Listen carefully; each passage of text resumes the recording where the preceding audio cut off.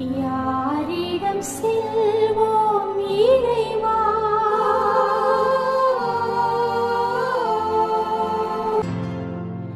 யாரிடம் செல்வோம் இறைவா,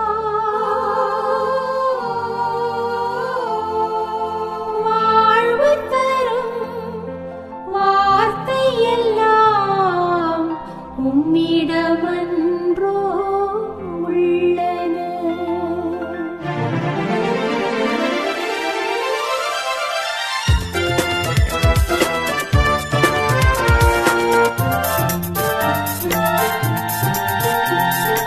யாரிடம் செல்வோம் இறைவா, வாழ்வு தரும் வார்த்தை எல்லாம் உம்மிடமன்றோ உள்ளன. அலை மோதும் உலகினிலே ஆறுதல் நீ தர வேண்டும். அலை மோதும் உலகினிலே ஆறுதல் நீ தர வேண்டும். அண்டி வந்தோம் அடைக்கலம் நீ, அண்டி வந்தோம் அடைக்கலம் நீ. ஆதரித்தே அரவணைப்பாய், ஆதரித்தே அரவணைப்பாய். சங்கீதம் 41:1 சொல்லுகிறது, சிறுமைப்பட்டவன் மேல் சிந்தை உள்ளவன் பாக்கியவான், தீங்கு நாளில் கர்த்தர் அவனை விடுவிப்பார். ஆமென். மீண்டும் ஒரு முறை உங்கள் அனைவரையும் ஜெயம் தாரும் இயேசுவே ஜெபத்தியான அன்றாட ஜெப வேளைக்கு அழைத்து நிற்பதில் மகிழ்ச்சி அடைகின்றோம். மேலும் ஒரு நாளுக்குள் நாங்கள் கடந்து வந்திருக்கின்றோம். எங்களுக்கு ஒரு நாள் இன்று கூட்டிக் கொடுக்கப்பட்டிருக்கின்றது. என்னுடையதும் உங்களுடையதுமான ஆயுஷ் நாட்கள் அவருடைய கரங்களிலே இருக்கின்றது. அதை இயற்கை அழிவுகளோ செயற்கை அழிவுகளோ பறித்துவிட முடியாது. அதன் அடிப்படையிலே எங்களுக்கு புதிய உயிர் மூச்சு, புதிய இதய துடிப்பு, புதிய சுவாசம் கொடுக்கப்பட்டிருக்கின்றது. இதற்கு நானும் நீங்களும் நன்றி செலுத்த, தேவனை கனம் செய்ய, மகிமைப்படுத்த, அவரை சோத்திரம் செய்ய, கர்த்தாவே நீர் என்னுடைய வாழ்க்கையிலே மிகவும் போதுமான, அதிகமாய் நீர் எனக்கு போதுமானவராய் இருக்கின்றீர் ஆண்டவரே என்று நாங்கள் நன்றி செலுத்துவதற்கு கடமைப்பட்டிருக்கின்றோம். நன்றி உணர்வு எங்களுக்கு இருக்க வேண்டும். ஒரு உயிரை காப்பாற்றுவதற்காக இன்று எத்தனையோ பல கோடி ரூபாய்களை மருத்துவத்துக்கு செலவழித்தும் பயனற்று அவர்கள் மரணத்தை சந்திக்கின்றார்கள், இழப்பை சந்திக்கின்றார்கள், பாதிப்பை சந்திக்கின்றார்கள், வைத்தியசாலையிலே அனுமதிக்கப்பட்டிருக்கிறார்கள், உயிருக்காக போராடிக் கொண்டு இருக்கின்றார்கள். அவர்கள் மாத கணக்காக மயக்க நிலைகளிலே இருக்கின்றார்கள்.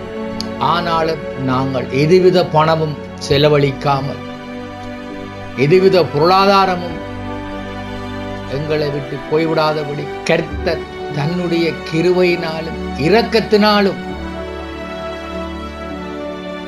எங்களை அவர் பாதுகாத்து ஒரு நாளுக்குள்ளே எங்களை நடத்தி வர அவர் ஆசைப்பட்டிருக்கிறார். இது தேவன் எடுத்த முடிவு. இந்த நாள் கர்த்தர் உண்டு பண்ணின நாள். அதைத்தான் தாவீது 103வது சங்கீதத்தில் அழகாக சொல்லுகிறார். என் பிராணனை அழிவுக்கு விலக்கி மீட்டு நன்மைகளாலும் கிருபைகளினாலும் முடிசூட்டி என்னை வழி நடத்துகின்ற தேவன். மரண இருளின் பள்ளத்தாக்கில் நடந்தாலும் தேவரீர் உமது கோலும் உமது தடியும் என்னை தேற்றும். மிகவும் ஒரு ஆசீர்வாதமாக தேவன் எங்களை நேசிக்கின்றார். நாங்கள் தேவனை எந்த அளவுக்கு நேசிக்கின்றோம், நாங்கள் தேவனை எந்த அளவுக்கு பற்றி பிடிக்கின்றோம், நாங்கள் தேவனை எந்த அளவுக்கு மகிமைப்படுத்துகின்றோம் என்பதை அவர் கருத்தில் கொள்ளாதபடி தன்னுடைய அன்பை பாவிகளாகிய என் மேலும் உங்கள் மேலும் ஊற்றி எங்களை அவர் வழிநடத்த ஆசைப்படுகின்றார். இந்த வேளை நானும் நீங்களும் எனக்காகவும் எங்களுக்காகவும் உலகத்துக்காகவும் ஜெபம் செய்யும் வேளை, நன்றி செலுத்தும் வேளையுமாக இருக்கின்றது.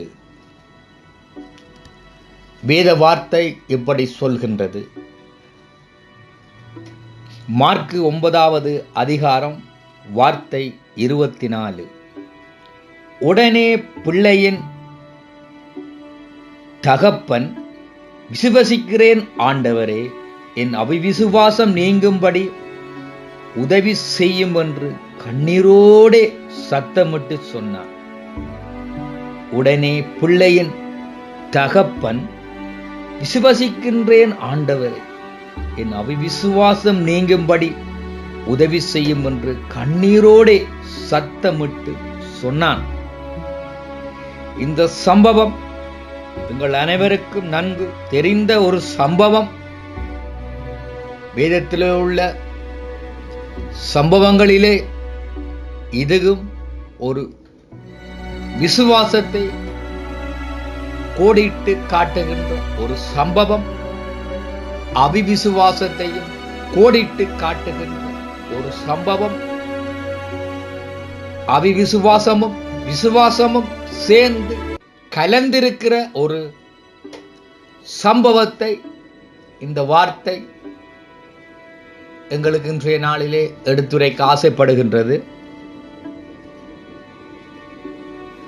மார்க்கு 9வது அதிகாரம் வார்த்தை 17 27 வரை இந்த சம்பவத்தை நீங்கள் வீட்டிலே வாசித்து மேலும் பல விடயங்களை நீங்கள் அறிந்து கொள்ளலாம். நாங்கள் இந்த சம்பவத்தை இந்த வார்த்தையின் அடிப்படையிலே சுருக்கமாக தியானம் பண்ணுவோம். அசுத்த ஆவி பிடித்த மகனை ஒரு தகப்பன் குணமாக்கும்படி அப்போஸ்தலர்களிடத்தில் கொண்டு வருகிறார். அப்போஸ்தலர்களால் அந்த தீய ஆவியை அவனிடமிருந்து வெளியேற்ற முடியாத சூழ்நிலையில் பின்பு அவனை இயேசுவிடத்தில் கொண்டு வந்து குணமாக்கப்படுகின்ற ஒரு சம்பவம். இந்த சம்பவத்தின் போது தீயாவி பிடித்த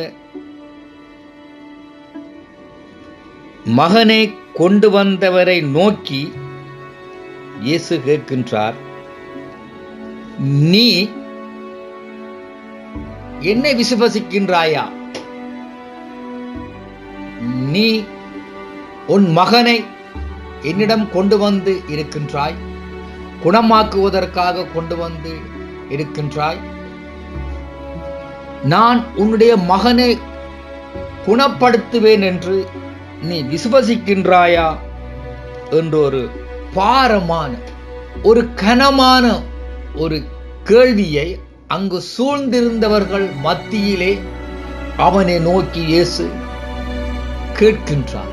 ஏற்கனவே அந்த மகனோடு மிகுந்த கஷ்டப்பட்ட ஒரு பாரமான வாழ்க்கை வாழ்ந்து கொண்டு இருக்கின்றான் அந்த தகப்பன். அது மட்டுமில்லாமல் அப்போஸ்தலர்களால் குணமாக்க முடியாத சூழ்நிலை, கைவிடப்பட்ட சூழ்நிலை. இப்பொழுது இயேசுவிடத்தில் கொண்டு வந்து அந்த மகனை காண்பிக்கிறார். இயேசு அவனை பார்த்து குணமாக்காமல் ஒரு கேள்வியை போடுகிறார். குணமாக்குவதற்கு முன்பு, அவனுக்கு சுகம் கொடுப்பதற்கு முன்பு அவனை நோக்கி ஒரு கேள்வி கணையை எழுப்புகிறார், தொடுக்கிறார். நான் உன் மகனை குணமாக்குவேன் என்று விசுவசிக்கின்றாயா? அப்பொழுது அந்த மகனை கொண்டு வந்த தகப்பன் இயேசுவை நோக்கி,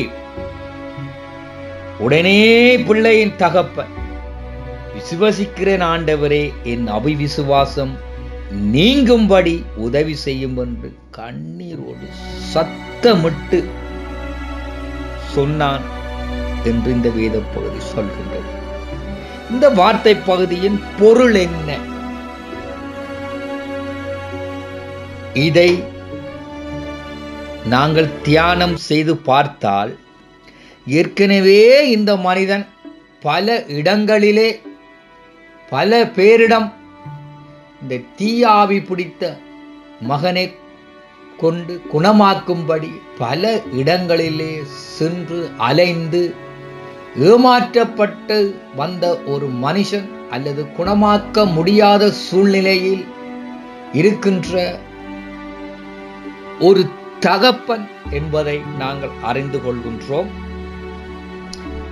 இரண்டாவது, அப்படிப்பட்ட சூழ்நிலையிலும் அப்போஸ்தலர்களிடம் கொண்டு வந்தும் குணமாக்க முடியவில்லையே என்றொரு சூழலையும் சம்பவத்தையும் சந்தித்த மனிதன் இறுதியாக இயேசுவிடத்தில் கொண்டு போய் பார்ப்போம், இருக்கின்ற ஒரே கடைசி நம்பிக்கை இயேசு மட்டும்தான். அவர் குணப்படுத்துவாரா என்று பார்ப்போம், அவர் சுகம் கொடுப்பாரா என்று பார்ப்போம், அவர் தீயாவியை என் மகனிடமிருந்து அகற்றுவாரா என்று பார்ப்போம். ஏதோ இருக்கின்ற ஒரு கடைசி சந்தர்ப்பத்தை பயன்படுத்தி பார்ப்போம். குணமடைந்தால் குணமடையட்டும், குணமடையாவிட்டால் இதுதானே வாழ்க்கை, என்னத்தை செய்வது, ஆண்டவர் மேலே பழிய போட்டுட்டு இருப்போம் என்ற அந்த மனநிலையோடு அந்த மகனை இந்த தகப்பன் குணமாக்கும்படி இயேசுவினிடத்திலே அழைத்து சென்றதை இயேசு அவருடைய இருதயத்தை ஊடறுத்து பார்த்தார். தேவன் இருதயங்களை கூர்ந்து கவனிக்கின்ற தேவன். நாங்கள் இருதயங்களில் நினைப்பதை அவர் தன்னுடைய சிந்தனைகளிலே, தன்னுடைய தியானத்திலே அவர் படம் போல பார்க்கின்ற மனிதன், படம் போல பார்க்கின்ற இயேசு கிறிஸ்து இப்படி அவிவிசுவாசத்தோடு வந்திருந்ததை கண்ட இயேசு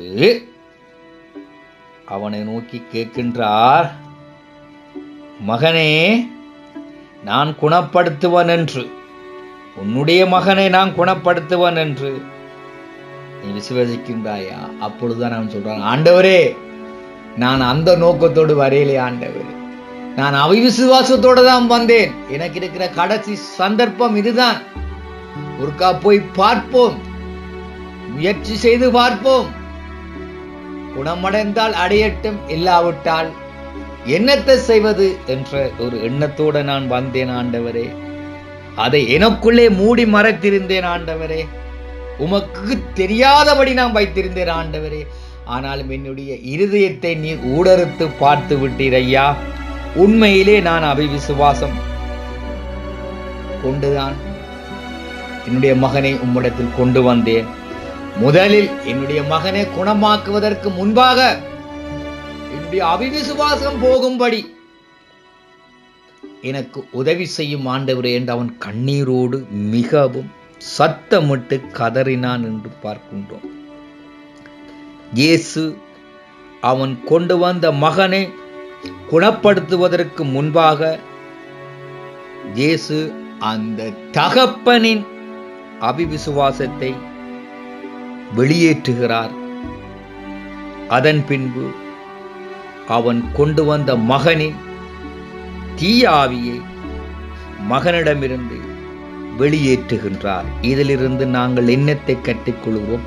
அவிவிசுவாசம் இருக்கும் இடத்திலே அற்புதம் செய்ய முடியாது என்பதை இந்த சம்பவம் கோடிட்டு காட்டுகிறது. நாங்களும் உங்களுடைய வாழ்க்கையிலே அது சின்ன பிரச்சனையாக இருந்தாலும் சரி, பெரிய பிரச்சனையாக இருந்தாலும் சரி, எங்களாலான முயற்சிகளை எல்லாம் எடுத்து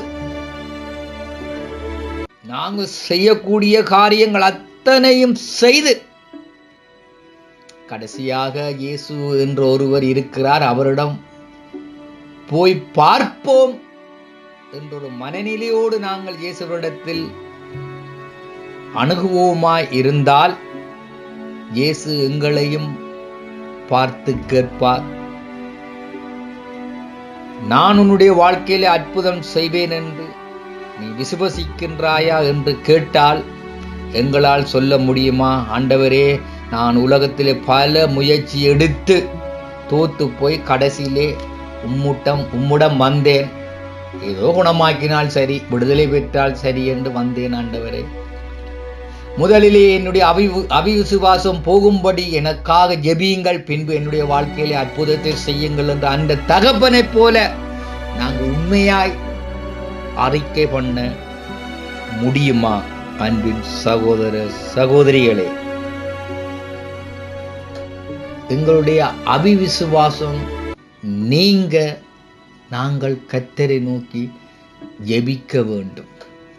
என்னுடைய வாழ்க்கை இவ்வளவுதான், இதற்கு மேலே என்னுடைய வாழ்க்கையிலே முன்னேற்றம் இல்லை, என்னுடைய கடன் பிரச்சனை போகாது, என்னுடைய பொருளாதார பிரச்சனை போகாது, என்னுடைய வறுமை நீங்காது, என்னுடைய நோய் நீங்காது, இவ்வளவுதான் என்னுடைய வாழ்க்கை என்ற மனநிலையோடு இருக்கின்ற ஒவ்வொருவருக்கும் இந்த சம்பவம் எங்களுடைய இருதயத்தை ஊடறுத்து நிற்கின்றது. இந்த சூழ்நிலைகளோடு நாங்கள் இயேசுவினிடத்தில் அணுகினால் இயேசு எங்களை பார்த்து கேட்பார், மகனே மகளே, நான் இந்த அற்புதத்தை செய்வேன் என்று விசுவசிக்கின்றாயா என்று கேட்டால் உண்மையாய் நாங்கள் சொல்ல முடியுமா? ஆண்டவரே, எனக்கு இப்படி அற்புதம் இந்த வாழ்க்கையில நடக்கும் என்று நான் எதிர்பார்க்கலையே ஐயா, இயேசு ஒன்று ஒருவர் இருக்கிறேன், போய் பார்ப்போம் என்றுதான் நான் வந்தேன். என்னுடைய அவிசுவாசம் நீங்கும்படி எனக்காக மன்றாடுங்கள் என்று எங்களால் கேட்க முடியுமா? என்னுடைய வாழ்க்கையிலே அற்புதம் நடப்பதற்கு முன்பு, அதிசயம் நடப்பதற்கு முன்பு, வல்ல செயல்கள் நடப்பதற்கு முன்பு, என்னுடைய வாழ்க்கை உயர்வதற்கு முன்பு என்னுடைய அவிசுவாசம் நீங்கும்படி ஜெபம் பண்ணுங்க என்று அந்த தகப்பனை போல கண்ணீரோடு கத்தி கதறி சத்தமிட முடியுமா? முடியாது. ஏனெனில் அந்த இடத்தில் நாங்கள் எங்களுடைய கௌரவத்தை பார்ப்போம், சுற்றி இருக்கின்ற ஆட்களை பார்ப்போம், உலகத்தை பார்ப்போம். உண்மையான அறிக்கையை நாங்கள் செய்ய முடியாது. ஆனாலும் எங்களுடைய இருதயத்தை ஊடறுத்து பார்த்து தேவன் எங்களை பார்த்து கேட்கும் பொழுது நானும் நீயும் என்ன பதில் சொல்ல போகின்றோம் என்பதை இந்த சம்பவம் எங்களுக்கு உணர்த்தி நிற்கின்றது. தேவன் ஒரு மனுஷனுக்குள்ளே விசுவாசத்தை விதைக்கவும் முடியும், அவனிடத்திலிருந்து அவிசுவாசம் அகன்று போகும்படி ஜெபிக்கவும் முடியும் என்ற சம்பவம் இன்றைய நாளிலே எங்களுக்கு கொடுக்கப்பட்டிருக்கின்றது. ஆமேன். நானும் நீங்களும் உலகத்தின் விண்ணப்பத்துக்காக எங்களுடைய இதயத்தை நாங்கள் திருப்பிக் கொள்வோமாக. இன்று உலகத்திலே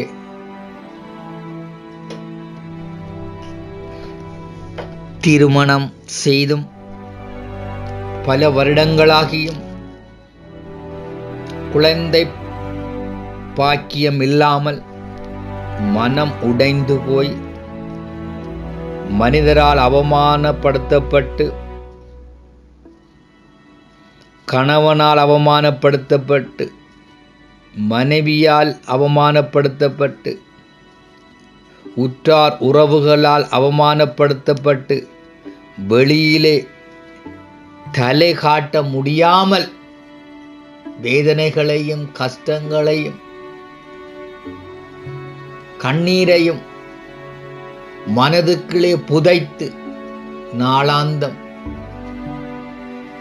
விம்மி விம்மி அழுது கண்ணீரோடு வாழ்கின்ற குடும்பங்கள் இந்த உலகத்திலே எத்தனை ஆயிரம். நீ மலடி, நீ மலடன், உங்களுக்கு பிள்ளை பாக்கியம் இல்லை, உங்களை நாங்கள் ஒரு நன்மை தீன்மைக்கும் முன்னுக்கு விடமாற்றோம் என்று சொல்லி ஒதுக்கி வைக்கப்பட்ட குடும்பங்கள் இந்த உலகத்திலே எத்தனை. அன்னாளுடைய வாழ்க்கையிலே நாங்கள் பார்க்கின்றோம். அன்னாலை எவ்வளவு வேதனைப்படுத்தினார்கள், எவ்வளவு கஷ்டப்படுத்தினார்கள், எவ்வளவு மனமுடைய வைத்தார்கள். ஆனால் அவளோ தன்னுடைய இருதயத்தை ஊற்றி தேவனுடைய பாதம் அவருடைய கண்ணீரில் நனையும்படியாக தன்னுடைய இருதயத்தை ஊற்றி விட்டு இந்த அவமானத்திலிருந்து அந்நாளை விடுவித்து சாமுவேல் என்ற ஒரு இதுவரையும் எழும்பாத தீர்க்கதரிசிகளில் ஒரு பெரிய தீர்க்கதரிசி அந்நாளுக்கு கொடுத்து ஒரு வரலாற்று சம்பவத்தை கேட்டு வேதத்திலே எழுதி வைத்திருக்கின்றார் அல்லவோ. சோத்திரம் ஆண்டவர். கற்பத்தின் கனி கர்த்தரால் கிடைக்கும் சுதந்திரம். அடைக்கப்பட்ட கற்பங்களை எல்லாம் தேவன் திறக்கின்ற தேவனாக இருக்கின்றார். அவரால் முடியாத காரியம் ஒன்றுமில்லை. ஆகவே இப்படி மனம் உடைந்த நிலையிலே இருக்கின்ற ஒவ்வொரு குடும்பங்களை நாங்கள் நினைவுக்கு கொண்டு வருவோம். யார் யாருக்கு எங்களுடைய உறவுகள், அறிந்தவர்கள், தெரிந்தவர்கள், நண்பர்கள், நாங்கள் போய் வருகின்ற இடங்கள், வேலை செய்கின்ற இடங்கள், இப்படிப்பட்ட இடங்களிலே மனம் உடைந்த நிலையிலே தங்களுடைய கண்ணீர் கதைகளை எல்லாம் நிச்சயமாக அவர்கள் எங்களிடம் பரிமாறி இருப்பார்கள். நிச்சயமாக எங்களுக்கு சொல்லி இருப்பார்கள். அப்படிப்பட்ட ஒவ்வொருவரையும் நாங்கள் இப்பொழுது நினைவுக்கு கொண்டு வருவோமாக. அப்படிப்பட்டவர்களை தேவனுடைய பாதத்திலே கொண்டு வந்து இந்த வேளையிலே பெயர்களை சொல்லி நாங்கள் நிறுத்துவோமாக. அவர்களுக்காக நாங்கள் பாரப்பட்டு ஜெபிப்போமாக. அவர்களுக்காக மன்றாடுவோமாக. அவர்களுடைய கண்ணீரை துடைக்கும்படி கர்த்தராகிய இயேசு கிறிஸ்துவை நோக்கி நாங்கள் மன்றாடுவோமாக. பாரப்பட்டு வைக்கின்ற ஒவ்வொரு விண்ணப்பங்களுக்கும் அவர் பதில் கொடுக்கின்ற தேவனாக இருக்கின்றார். அவர் நேற்று இன்றும் நாளை என்றென்றும் மாறாத தேவனாக இருக்கிறார். அவர் சொல்லுகிறார், என்னுடைய வல்லமைகள் குறைந்து போகவில்லை. முதிர் வயதிலே சாராளுக்கு ஆபிரகாமுக்கும் குழந்தையை கொடுத்தவர். அவருடைய பாதத்திலே நாங்கள் வைக்கின்ற ஒவ்வொரு விண்ணப்பமும் இலேசான காரியம். ஆகவே பாரப்பட்டு ஜெபிப்போமாக. அன்பின் தகப்பனே, உலகத்திலே குழந்தை பாக்கியங்கள் இல்லாமல் இருக்கிற ஒவ்வொரு குடும்பங்களையும் ராஜா பெயர் பெயராக உம்முடைய பாதத்திலே வைத்திருக்கிறோம் ஆண்டவரே. எங்களை விட குழந்தை பாக்கியம் இல்லாமல் இருக்கிற எத்தனையோ குடும்பங்களை நீர் அறிந்தவராய் இருக்கின்றீர். அவர்கள் படுகின்ற வேதனைகளை எல்லாம் எங்களை விட நீர் நன்கு தெரிந்தவராய் இருக்கின்றீர். அவருடைய கண்ணீர்களை எல்லாம் நீர் காண்கின்ற தேவனாக இருக்கின்றீர். உமக்கு மறைவாய் ஒன்றும் இருக்க முடியாது தகப்பனே. இந்த குடும்பங்களுக்காக வருகிறோம் ஐயா. நொந்து உடைந்து வேதனைப்பட்டு கசங்கி இனி இந்த உலகத்திலே வாழ முடியாதபடி மனபாரங்கள் அவர்களை சூழ்ந்து கொண்டு உண்ண முடியாத நிலை, உறங்க முடியாத நிலை. எல்லாரும் கேலி செய்கிறார்கள். எல்லாரும் எங்களை பார்த்து கேட்கின்றார்கள், உங்களுக்கு குழந்தை பாக்கியம் இல்லையா? இவ்வளவு காலமாய் போயும் குழந்தை பாக்கியம் உங்களுக்கு கிடைக்கவில்லையா என்ற கேள்வியை கேட்கும் பொழுது ஆண்டவரே, அவருடைய இருதயம் சுருங்கி போகின்றது ஆண்டவரே, உடைந்து போகின்றது, நொறுங்கி போகின்றது ஆண்டவரே. இவைகளை எல்லாம் நீர் காண்கின்ற தேவன் அல்லவோ. மனம் இறங்குங்கப்பா, மனம் இறங்குங்க தகப்பனே, மனம் இறங்குங்க ஐயா. அப்படிப்பட்ட ஒவ்வொரு குடும்பங்களை அப்பா உம்முடைய கரங்களிலே கொண்டு வருகிறோம். ஒரு அற்புதம் நடக்கட்டும் ஆண்டவரே. அவருடைய வாழ்க்கையிலே ஒரு அதிசயம் நடக்கட்டும் ஆண்டவரே. நானும் கர்த்தரால் ஒரு குழந்தையை பெற்றேன் என்று ஏவாள் சொன்னது போல எங்களுடைய வாழ்க்கையிலே கர்த்தரால் நான் ஒரு குழந்தையை பெற்றேன். அடைக்கப்பட்டிருந்த கற்பத்தை என் தேவன் திறந்தார். கொடுத்தார். தலை குனிந்திருந்த என்னை இன்று சமுதாயத்திலே, இந்த உலகத்திலே தலை நிமிர்ந்து அன்னாளை போல நடக்க செய்தார் என்று ஆண்டவரே அவர்கள் அறிக்கை பண்ணும்படியாக, ஆண்டவரே சாட்சிய வாழ்க்கை வாழும்படியாக ஒரு அதிசயம் அவர்களுடைய வாழ்க்கையிலே நடக்கட்டும் ஆண்டவர். இப்பொழுது நடக்கட்டும் ஆண்டவரே, இந்த வேளை நடக்கட்டும் ஆண்டவரே. இரக்கம் கொள்ளுங்க தகப்பனே. மனம் உடைந்து போயிருக்கின்ற இந்த குடும்பங்களை ஆண்டவர் சந்தோஷமாக வாழ ஒரு குழந்தை பாக்கியத்தை கொடுங்க ஆண்டவர், கொடுங்க ஆண்டவரே. சர்வ வல்லவரே, சோத்திரம் ஆண்டவரே, சோத்திரம் ஆண்டவரே, நன்றி ஆண்டவரே. ரெபேக்காளுக்கு இரட்ட பிள்ளைகளை கொடுத்த தகப்பனே, சோத்திரம் ஆண்டவரே, நன்றி ஆண்டவரே. ஈசாக்கு தன்னுடைய மனைவியாகிய ரெபேக்காளுக்காக ஜெபித்தான் என்று வேதத்திலே பார்க்கின்றோம் ஆண்டவரே. அவனுடைய ஜெபத்தை கேட்டு நீர் ரெபேக்காளுக்கு இரட்டை குழந்தைகளை கொடுத்தீங்க ஆண்டவரே. அதே போல ஒவ்வொருவருக்காக நாங்கள் ஜெபிக்கிறோம் ஆண்டவரே. அடைக்கப்பட்ட கற்பங்கள் திறக்கப்படட்டும் ஆண்டவரே. கற்பப்பையில் இருக்கின்ற குழந்தை பெற முடியாதபடி இருக்கின்ற நோய்கள், பாதிப்புகள் எல்லாம் அகன்று போகட்டும், குணம் பெறட்டும், ஆரோக்கியம் பெறட்டும், சுகம் பெறட்டும் ஆண்டவரே. ஒரு மனிதனுடைய வாழ்க்கையிலே, குடும்ப வாழ்க்கையிலே குழந்தை பாக்கியம் என்பது ஒரு சொத்து ஆண்டவர், ஒரு விலை மதிக்க முடியாத சொத்து ஆண்டவர். அதிலே எத்தனையோ குடும்பங்கள் மகிழ்கின்றது ஆண்டவரே, சந்தோஷம் அடைகின்றது ஆண்டவரே. இரக்கம் கொண்ட ஆண்டவர், இந்த விண்ணப்பத்தை நீரேற்று அவர்களுக்கு பதில் கொடுக்க போற தயவுக்காக உமக்கு நன்றி செலுத்தி இந்த விண்ணப்பத்தை உம்முடைய கரத்திலே தந்து ஒப்படைத்து நிற்கின்றோம். ஜீவனுள்ள நல்ல பிதாவே, ஆமேன். முடிவு ஜெபத்துக்கு கடந்து செல்வோமாக. அன்பின் தகப்பனே, காலையிலிருந்து இட்ட வரைக்கும் உயிர் மூச்சு அளித்துக் கொண்டிருக்கிற தயவுக்காக உமக்கு நன்றி செலுத்துவோம் ராஜா. வெளியே போகும் பொழுது, வெளியே இருந்து உள்ளே வரும் பொழுது பத்திரமாக எங்களை கொண்டு வந்து வீடு சேர்ப்பித்த தயவுக்காக நன்றி ராஜா. எங்களை ஆரோக்கியமாக வைத்திருக்கிற தயவுக்காக நன்றி ராஜா. எங்களை போஷித்து பராமரித்து பாதுகாத்து வழிநடத்தி ஆசீர்வதித்து இதர தேவைகளையும் சந்தித்து வருகிற தயவுக்காக நன்றி. களஞ்சியங்கள் குறைந்து விடாதபடி பாதுகாக்கிற தயவுக்காக நன்றி. மிகுதியானவற்றை கூடையில் நிறைய எடுக்கும்படியாக செய்கிற தயவுக்காக நன்றி. தேவைக்கு அதிகமாக உணவு, உடை, இருப்பிடம், பாதுகாப்பு தந்து வருகிற தயவுக்காக நன்றி.